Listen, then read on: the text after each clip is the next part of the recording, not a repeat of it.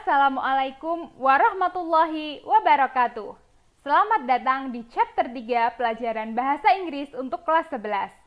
Tema pelajaran hari ini adalah tentang invitation atau artinya undangan. Di chapter ini kita akan mempelajari jenis-jenis dan tipe undangan, terus bagaimana format penulisannya, tujuannya apa, ada nggak sih undangan yang harus dibalas dan bagaimana cara membalasnya. Semuanya akan lengkap dibahas di chapter kali ini.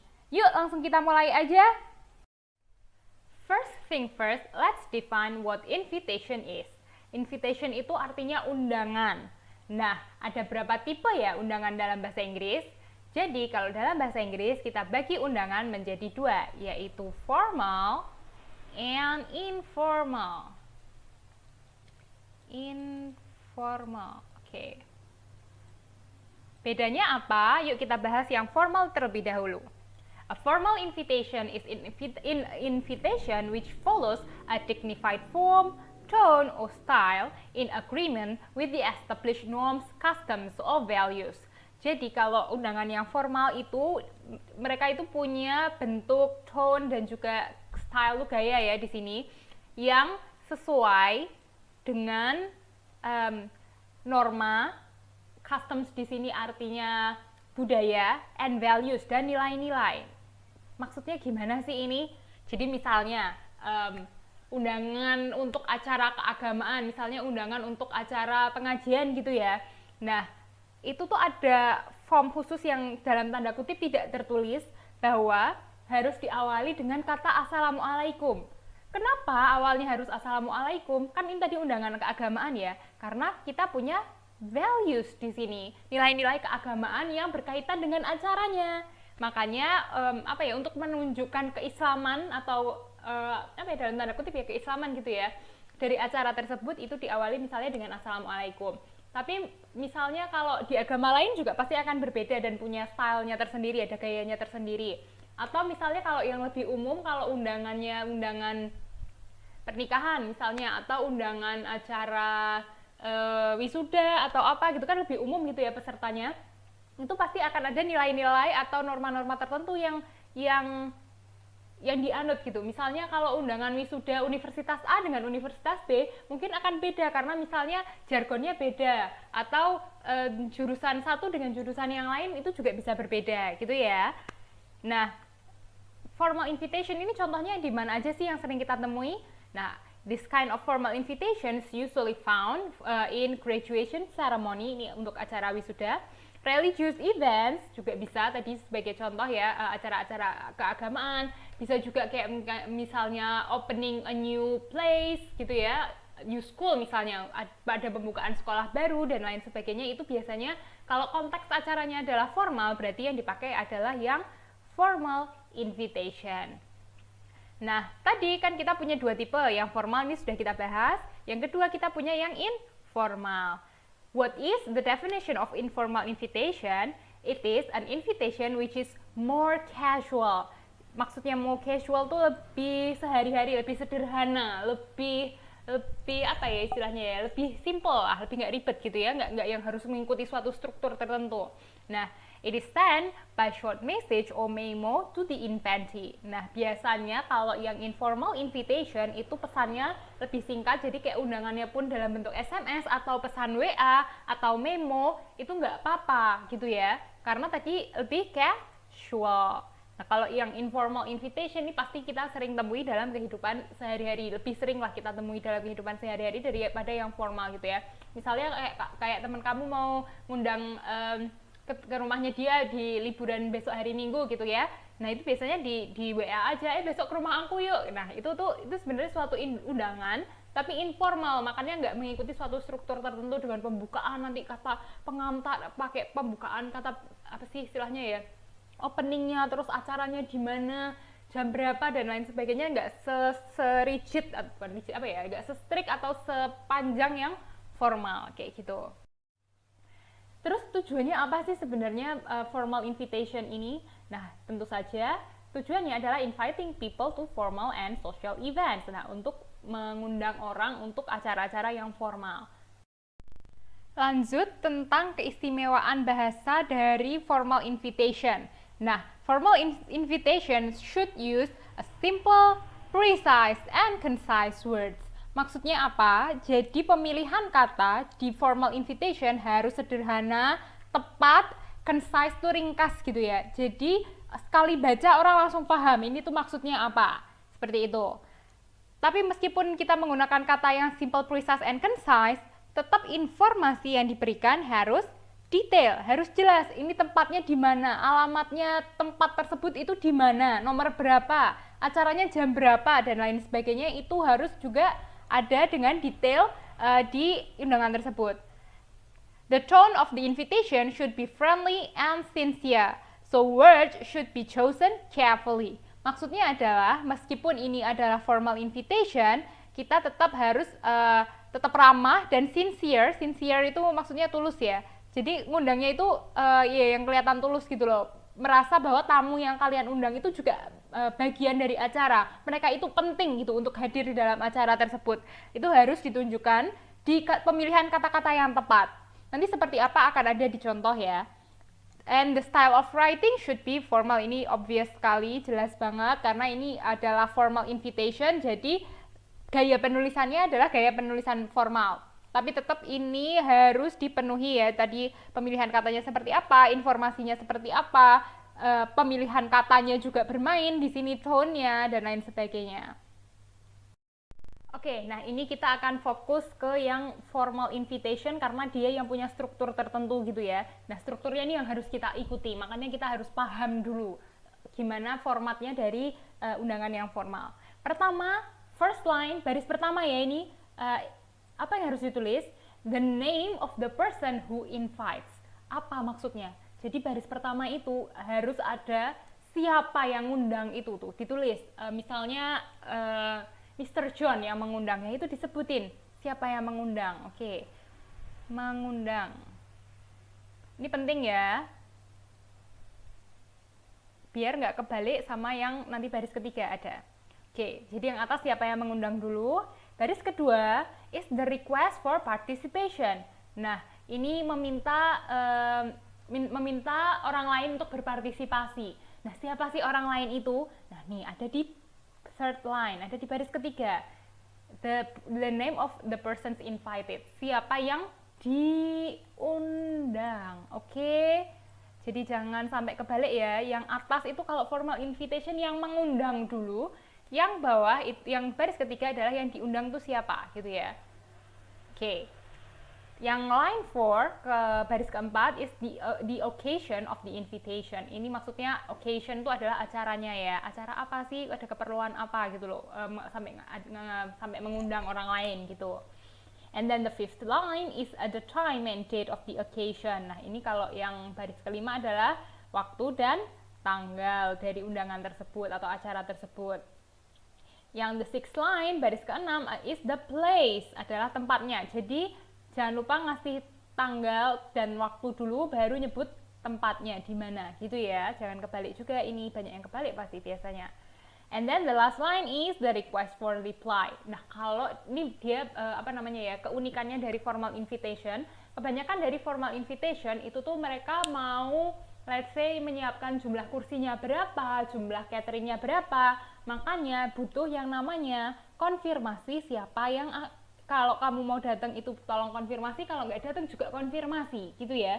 Makanya di sini ada part request for reply. Nanti tulisan atau simbolnya request for reply seperti apa akan kita bahas di slide-slide selanjutnya ketika kita lihat contoh formatnya formal invitation secara jelas. Yang penting ini dulu harus dipahami. Dari baris pertama sampai baris ke-7 ini ya, apa aja jangan sampai kebalik yang harus ada gitu di formal invitation, layoutnya seperti apa. Ada yang mengundang, meminta dulu request untuk mengikuti suatu acara. Nah, meminta sama siapa? Minta sama yang diundang. Menyebutkan acaranya apa, kapan, tempatnya di mana, sama minta konfirmasi untuk dibalas atau konfirmasi kehadiran. Nah, supaya lebih jelas lagi, ini ada contoh undangan formal. Yuk kita bedah satu-satu ya di undangan ini. The board of director of the Indonesian Educational Foundation. Oke, ini bagian ini adalah siapa? Tadi ingat first line-nya? Yang mengundang loh. Mengundang. Yang mengundang siapa? Adalah board of director, para jajaran direksi dari Indonesian Educational Foundation, organisasi namanya organisasi pendidikan Indonesia gitu ya. Terus ngapain mereka? Second, ini first line. Oke, bentar ditulis biar gampang. Second line-nya request the pleasure of, meminta, request ya. Of siapa? Mr. and Mrs. Riyadi. Third line. Ini yang diundang. Yang diundang adalah Mr. and Mrs. Riyadi. Ngapain si Indonesian Educational Foundation mengundang Mr. and Mrs. Riyadi? Karena mau ada charity dinner, akan ada acara makan malam sosial gitu ya, untuk kegiatan sosial. Misalnya nanti disumbangkan hasil makan malamnya atau hasil pelelangan dananya dan lain sebagainya.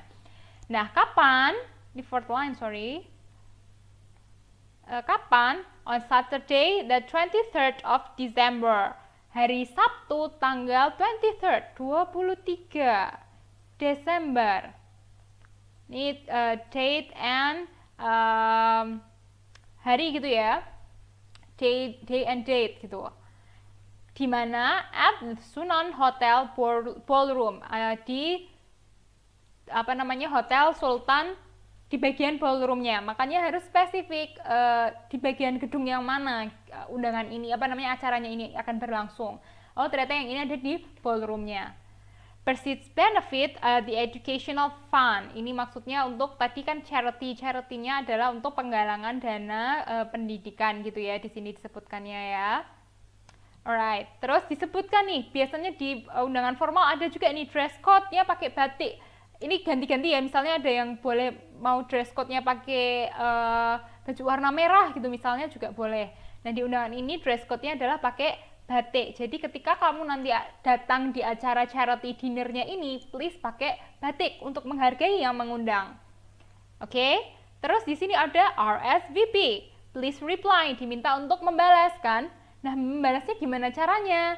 Ini Indonesian Educational Foundation kan organisasi. Ternyata ada cara balasnya. Cara balasnya adalah ke Edo dengan nomor telepon ini, atau kalian juga Mr. and Mrs. Riyadi di sini misalnya bisa menuliskan email membalas untuk hadir atau tidak di acara ini dengan menulis email di edo@mygmail.com.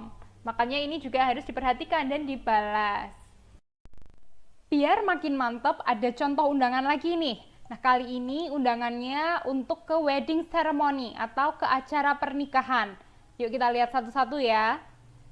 Mr. and Mrs. Pujianto. Ini adalah the name of the host. Ingat, di first line adalah yang mengundang. Jadi di sini yang mengundang adalah Mr. and Mrs. Pujianto. Mereka mengundang untuk apa? Cordially request the pleasure of your company. Cordial ini dengan rendah hati gitu ya, meminta the pleasure of your company, meminta kehadiranmu gitu ya. Company di sini bukan perusahaan maksudnya, tapi kehadiranmu gitu ya. Ini sebagai part phrasing the invitation, maksudnya inti undangannya tuh mau apa sih? Meminta kehadiranmu gitu loh. Meminta kehadiranmu untuk acara apa? On the wedding ceremony of their daughter. Untuk menghadiri acara pesta pernikahan dari their daughter, anak perempuan mereka, anak perempuannya Mr. and Mrs. Pujianto. Itu kind of event, jenis acaranya.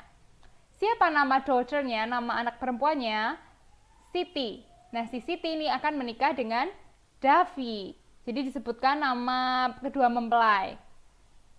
Lanjut, kapan acara wedding ceremony-nya ini? It will be held on Friday, the 12th of December, hari Jumat tanggal 12 Desember, at 7 o'clock, jam 7 malam, di Gedung Kartini, Jalan Gatot Subroto, Jakarta. Jamnya sudah disebutkan, dan tempatnya juga disebutkan. Venue di sini adalah tempat. Tempatnya ada di Gedung Kartini yang disebutkan dengan alamat jelas, yaitu Jalan Gatot Subroto, Jakarta. sekarang mari kita lihat ke special instruction di sini. Nah, di sini disebutkan dinner will be served at 8 p.m. sharp. Makan malam akan disediakan mulai disajikan jam 8 tepat. Nah, ini adalah informasi penting tambahan. Kalau di contoh undangan sebelumnya, informasinya adalah menggunakan dress code batik. Kalau di contoh undangan ini, instruction-nya adalah makan malam yang akan disediakan jam 8 tepat. Seperti itu. Lalu kita lihat nih, di sebelah sini ada kata RSVP. Ini dari bahasa Prancis, yaitu kepanjangannya Responde s'il vous plaît. Kalau salah pronunciation-nya bisa diperbaiki ya, tolong kalau ada yang belajar bahasa Prancis bisa komen di bawah cara pronounce this word yang benar seperti apa. Yang kata-kata RSVP itu kan artinya please reply gitu ya kalau di bahasa Inggris, jadi mohon dibalas. Cara membalasnya undangan ini seperti apa? Kalian si orang yang diundang bisa mengontak Yani di nomor telepon ini atau mengirimkan konfirmasi kehadiran atau ketidakhadiran ke alamat email ini. Jadi, kalau nemu undangan dengan RSVP, jangan lupa untuk mengkonfirmasi kehadiran atau ketidakhadiran dalam suatu acara.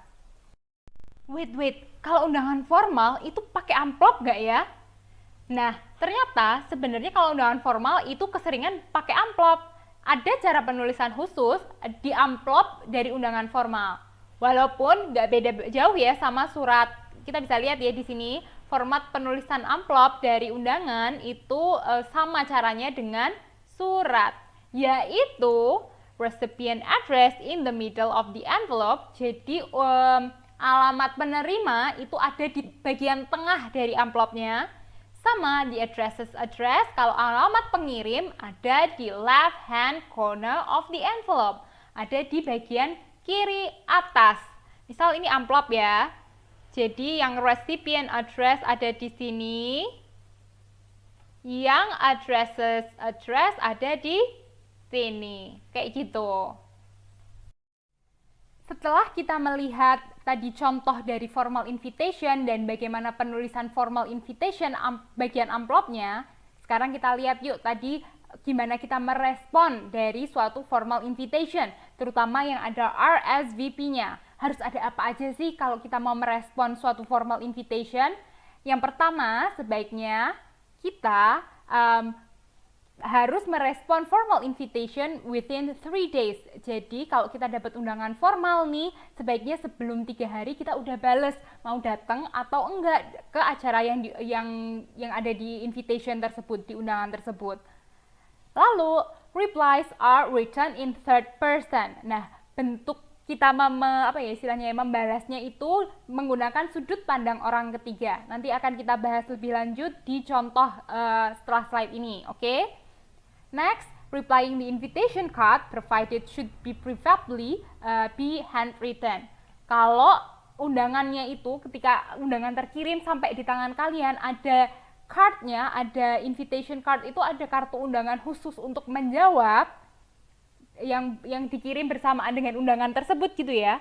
Nah, itu sebaiknya si kartu undangan tadi, si cardnya ini itu dibales dengan handwritten, ditulis tangan, menggunakan tulis tangan. Kamu mau datang atau enggak, konfirmasi kamu, nama kamu siapa, yang mau hadir berapa orang, seperti itu sebaiknya ditulis tangan kalau ada invitation cardnya.